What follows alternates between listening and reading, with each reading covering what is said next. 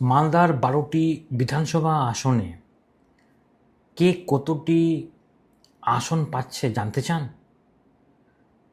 নমস্কার, সালাম। আমি মোস্তাফিজুর রহমান, একজন পলিটিক্যাল স্ট্র্যাটেজিস্ট।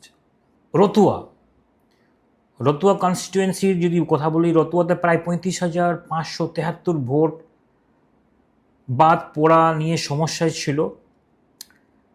এই অবস্থায় তৃণমূল ভীষণ একটা নেগেটিভ এনভায়রনমেন্টে থাকার জন্য সেখানে কংগ্রেস এবং বিভিন্ন যে পলিটিক্যাল পার্টিস, তাদের ইনফ্লুয়েন্স দিনের পর দিন একটা মানে ট্রায়াঙ্গুলার ফাইটের দিকে এই ইলেকশনটা যাচ্ছিল। কিন্তু সুপ্রিম কোর্টের রায়ের পর যদি 35,573 ভোট যদি দিতে পারে, তাইলে এখানে টিএমসিকে একটু এগিয়ে দেখা দিচ্ছে এই সমীকরণে।